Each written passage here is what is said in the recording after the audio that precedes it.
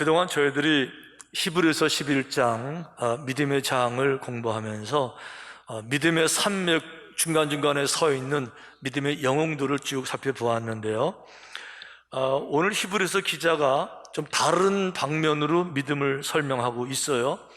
이번에는 사람을 소개하는 것이 아니고 이스라엘 전체 공동체의 믿음을 이제 두 가지로 이제 소개를 합니다. 히브리서 11장 본문에 이렇게 되어 있어요.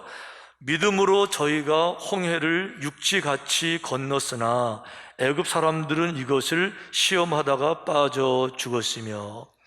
자, 이건 지금 모세 얘기가 아니고 이스라엘 백성들 공동체 얘기입니다. 전체 공동체가 홍해바다를 건넌 사건 하나 하고, 또 그 다음 말씀, 믿음으로 7일 동안 여리고를 두루 다님에 성이 무너졌으며. 자, 이거는 여호수아 시대 이야기인데 여리고 성벽을 무너뜨린 공동체의 업적 두 가지를 이제 설명하고 있어요.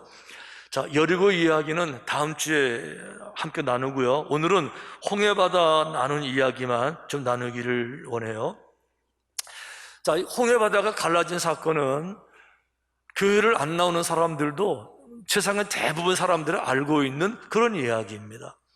그리고 이 홍해바다 사건에 대한 그 개념이 완전히 둘로 나눠지는데, 한쪽에서는 이거는 허구다, 이건 그저 지어낸 이야기고 과장이다, 바다가 갈라진 게 아니고 뭐 이렇게 갈대숲으로 건넜겠지, 이게 이제 한 파트고, 또 한쪽에서는 무슨 소리냐, 이거는 정말 바다가 갈라진 게 맞다라고 철저히 믿는, 이렇게 나눠지게 돼 있죠. 그런데 주로 어떤 사람들이 이 바다가 갈라진 것이 아니고 과장된 것이다, 있을 수 없는 것이다 라고 생각하는가 하면, 이 홍해바다와 관계없는 사람들이 그렇게 생각해요. 믿음이 없는 사람들이, 다른 나라 사람들은 에이, 과장되겠지, 뭐 갈대숲을 건넜겠지 라고 생각하는데, 아니다, 이건 정말 바다가 갈라진 것이다 라고 믿는 사람들은 누군가 하면 자기들 당사자 이스라엘 백성들은 철저하게 역사적 사실로 그렇게 믿고 있어요. 자기 조상들로부터 물려들은 그 이야기들에 대해서 조금도 의심하지 아니하고, 그래서 그들은 지금도 유월절을 지키는 거죠. 그러면서 그들은 만약에 갈대숲을 건넜을 것 같으면 뒤쫓아오는 애국 군대를 누가 무슨 수로 막느냐, 200만 명의 프리 레이버, 그 200만 명의 노동력을 누가 바라방에 그냥 보내주냐, 경제가 무너지는데. 그런데 만약에 이게 바다가 갈라진 게 아니고 갈대숲을 건넜으면 병사들을 다 잡아가지, 그거 왜 가만 놔뒀겠느냐. 그러니까 정작 그분들 후예들은요, 당사자들은 철저하게 하나님께서 홍해바다를 가르셔서 그 믿음으로 우리가 건넜다라고 고백하는 줄로 믿습니다. 어쨌든 이 홍해바다가 갈라진 사건은 정말 그 생각만 해도 기가 막히고 참 놀라운 일이에요. 역사적으로도 그렇습니다. 그래서 많은 영화들도 만들어지고, 그 중에 하나가 10개라는 영화인데, 여러분 10개 영화 기억나시죠? 그 영화 내내 긴장감을 가지고 있다가 마지막에 바다가 쫙 갈라지는 장면에서 야, 정말 마음에 감동이 들고 막 그런 거 기억나실 텐데, 그래서 제가 조금 가지고 왔어요. 자, 한번 보시겠어요?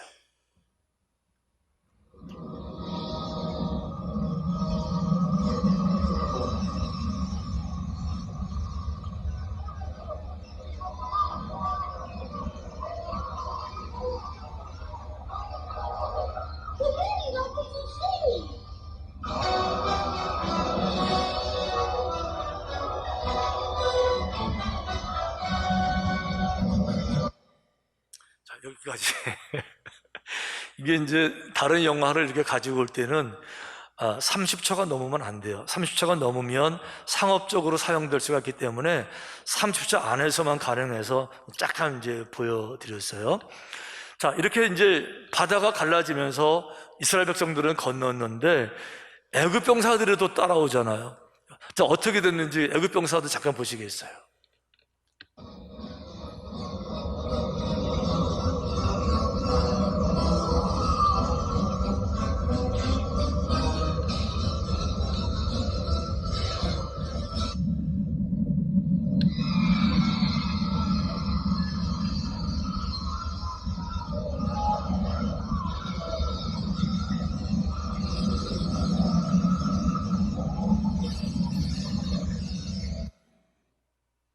여기까지. 자, 여러분, 날도 더운데 다른 데 갈 데 없으시면 집에서 선풍기 틀어놓고 10개월간 다시 보시기를 권해드립니다. 자, 중요한 것은 사실 영화는 좀 과장된 게 있어요. 성경에 보게 되면 바다가 이렇게 쫙 갈라진 게 아니고 그 밤새 바람에 물러갔다 이렇게 되어 있기 때문에 좀 과장된 건 하나 있지만 어쨌든지 간에 이스라엘 백성들이 바다를 건너간 사실이죠. 왜 그런가 하면 가나안에 가 있으니까 결과론적으로 보게 되면 지나간 거는 맞잖아요. 자, 이렇게 해서 좌우간 홍해 바다를 건넜을 때 이스라엘 백성들이 얼마나 감사했는지요.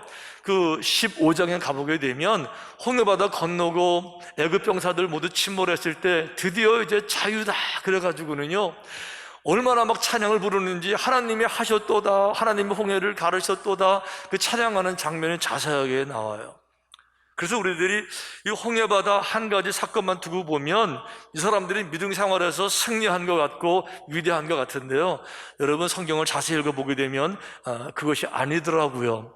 왜 그런가 하면 마지막에 인생에서 실패하는 사람도 어느 한 순간에는 잘할 수가 있고요, 마지막에는 부정적인 열매를 맺혔고 비극적으로 지금 끝내지만 그런 사람들도 중간에 한 번쯤은 잘할 수가 있고, 지금 홍해바다 사건이 그런 거예요. 왜 그런가 하면 홍해바다에 이 사람들이요, 홍해바다는 건넜지만 그들이 왜 애굽에서 탈출하고 나왔죠? 왜 홍해바다를 건너야 됐죠? 그들에게 인생에 정말 꿈이 있었어요. 한 번이라도 자유민으로 살아보는 거, 노예가 아니라 내 땅을 가지고 내 집을 짓고 나를 위해 농사하고 내가 주인으로서 자유민으로 살아보는 이 일을 위해서 애굽을 탈출하고 나왔잖아요. 하지만 홍해바다를 건너긴 했지만 그 꿈이 과연 이루어졌느냐? 아니요. 홍해바다를 건넌 사람 중에 대부분은 다 그 꿈을 이루지 못하고 광야에서 죽었고요, 홍해바다를 나온 사람 중에 극소수의 사람들만, 여호수아, 갈렙 이런 소수 사람들만 그 꿈을 이룬 거지 대부분은 결국 실패한 인생으로 쓸쓸하게 광야에서 속절없이 죽어갔던 거예요.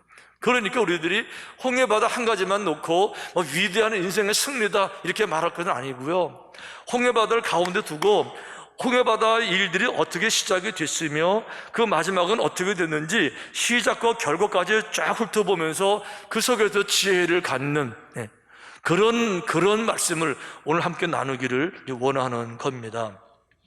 그러면서 이 홍해바다 사건을 두고 도대체 오늘의 홍해의 기적이 어떤 경로를 통해서 이루어졌을까 하고 보니까 전혀 사람들에게 숨겨져 있는 사람에 의해서 이 일이 진행이 됐더라고요. 지금 영화에 잠깐 나왔지만 홍해바다가 갈라졌을 때 많은 사람이 모세 이름을 불렀어요. 모세, 우리의 지도자 모세, 그러면서 모세가 이 일을 이룬 것처럼. 아니요, 이 일이 가능케 한 것은 모세가 아니었었어요. 성경을 보게 되면 이 일은요 모세의 부모들부터 시작이 되는 거예요. 당시에 애굽의 바로 왕이 모든 노예의 아들들 태어나면 다 죽이라 그랬잖아요. 그럴 때에 모세의 부모가 바로의 왕을 듣지 아니하고 바로의 왕 명령도 들었는데 또 다른 하나님의 영감을 얻어요. 하나님의 계시를 받는 거죠. 성경에 이렇게 돼 있어요. 현대 성경으로 읽어드릴게요. 모세의 부모도 믿음이 깊은 사람들이었습니다. 그들은 하나님께서 자기들에게 비범한 아들을 주셨다는 것을 알자. 자, 내가 아들을 낳는데 내 아들이니까 이뻐 보이는 게 아니고 비범한 아들이에요. 하나님의 특별한 섭리가 있고 특별한 뜻이 있는, 계시가 있는 그 아들인 것을 스피리추얼 센스, 영감으로, 영적인 능력으로 캐치하고 알아본 거예요. 그래서 그 아기를 잡아 죽이라는 애굽 왕의 특명이 내려져 있음에도 불구하고 하나님께서 그 아기를 구원해 주시리라는 것을 의심치 않았습니다. 그러니까 이 바로 왕의 명령이 서슬퍼렇고 어기면 온 가족이 다 몰살인데 그걸 두려워하지 않는 것은 하나님이 이 아들을 통해서 역사하실 거라고 하는 확실한 그 마음의 확신이, 믿음의 확신이 있었기 때문에, 그래서 그 아들을 석 달 동안 숨겨놓고도 조금도 두려워하지 않았습니다. 할렐루야. 그러니까 만약에 모세의 부모가 그 아들을 보면서 하나님이 보여주시는 그 느낌, 그 영적인 감각, 이걸 통해서 거룩한 뜻을 이룰 거라는 걸 알아차리지 못했더라면, 혹시 알아차렸더라도 바로 왕이 무서워서 죽여버렸더라면 오늘의 이런 기적은 없는 거예요. 그러니까 홍해 바다가 가능케 하는 첫 번째, 가장 첫 스텝, 그것은 모세의 부모들의 믿음이었는데, 그 부모들의 믿음이 무엇이냐? 하나님의 뜻을 캐치하는 영적인 능력이라는 거죠. 평범한 아이 속에서 하나님의 계획을 발견하는, 그분이 뭘 원하시는지를 알 수 있는 영적인 능력인 줄로 믿습니다. 여러분, 신앙생활 하면서 기도가 왜 중요한가 하면, 이게 전설이 아니고요, 정말 기도에 깊이 들어가면 하나님께서 기도의 응답으로서 그분의 뜻을 보여주실 때가 참 많이 계세요. 제가 전부 다 그렇다고 말하면 사실이 아니에요. 아닌 것도 있으니까. 아무리 기도해도 알려주지 않는 것도 있으세요. 하지만 어떤 경우는요, 특별한 케이스는 하나님께서 정확하게 그 뜻을 알려주실 때가 있단 말이에요. 그 뜻을 캐치하고 주의 뜻이 이것이구나 깨달아하는 능력, 성경에 보면 그런 능력들로 가득 차 있거든요.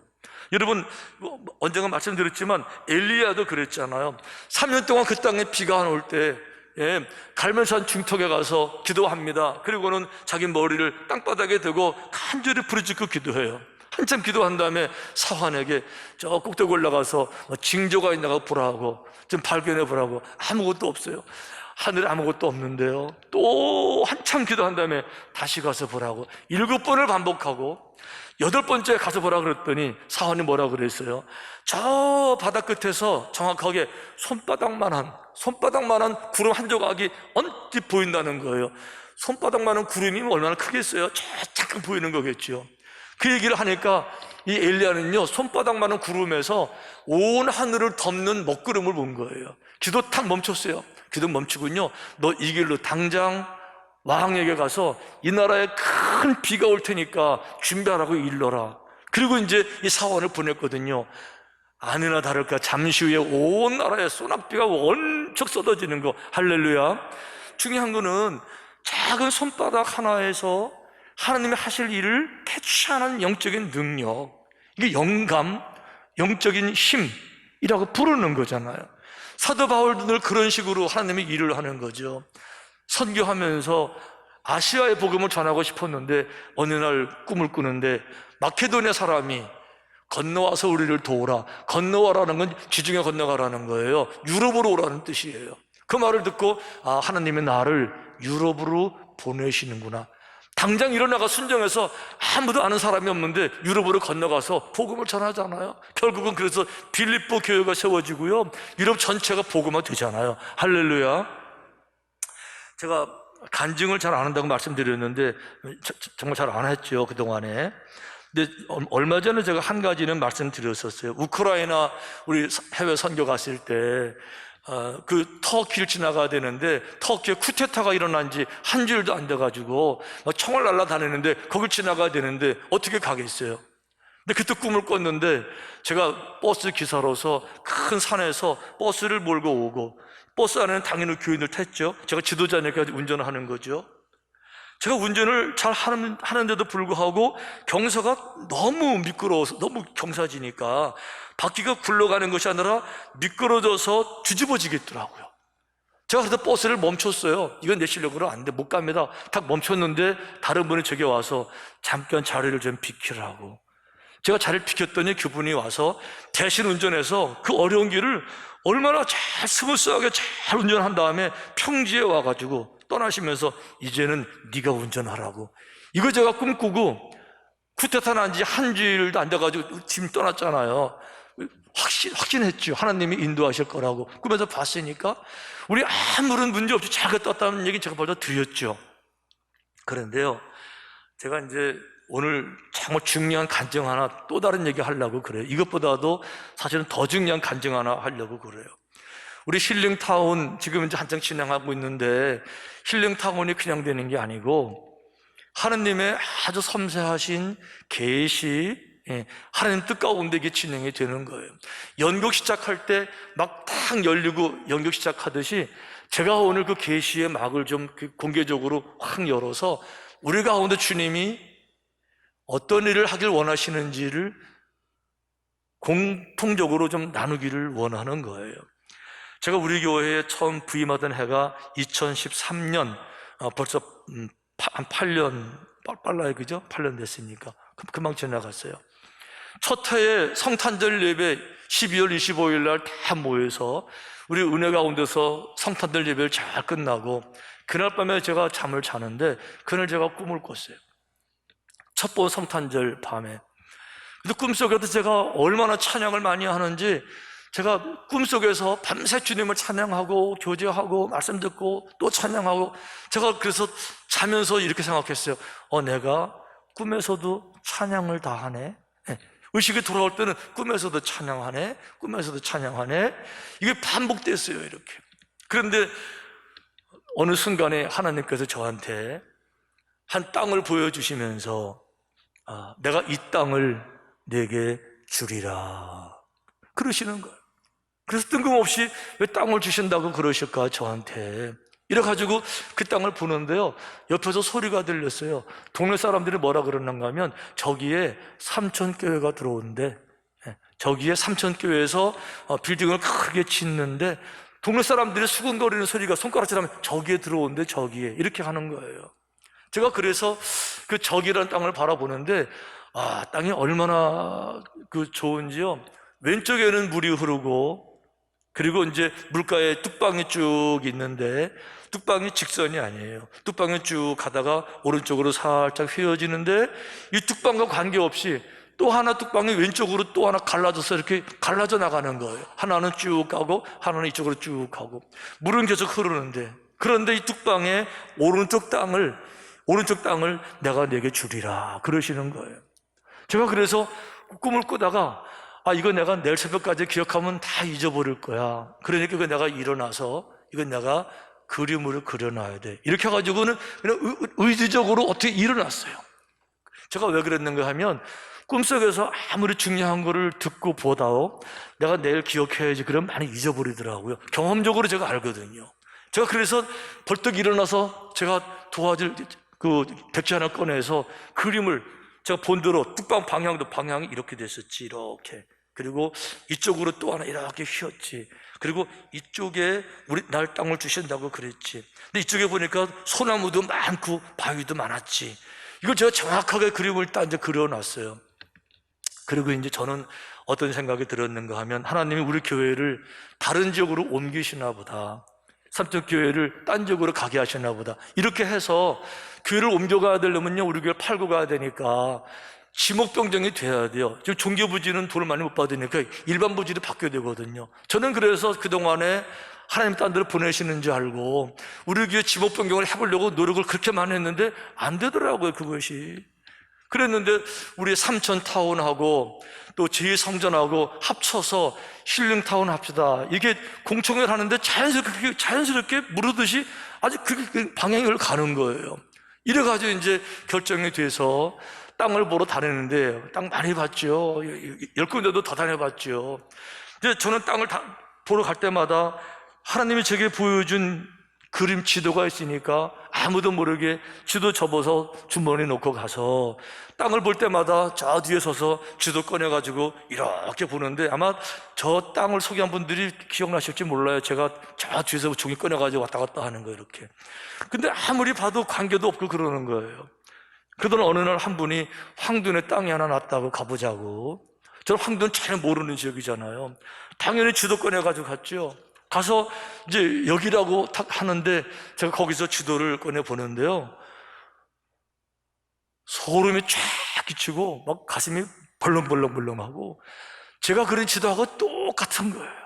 뚝방이 이렇게 있는데 살짝 오른쪽으로 휘는 것 같더니 왼쪽으로 또 하나 물줄기가 또 하나 이렇게 휘고, 그리고 이 오른쪽 갈라지는 오른쪽 그 땅이 이 땅에 동그라미를 그려놨는데 정확히 거기고 그 왼쪽에는 또 소나무도 있고 바위도 있고. 제가 그래서 그걸 바라보면서 한동안 움직이지도 못하고 이야, 어떻게 이러실 수가 있나 그랬는데 그 땅을 사는 데 있어서 문제가 생겼어요. 그 땅이 맹지예요.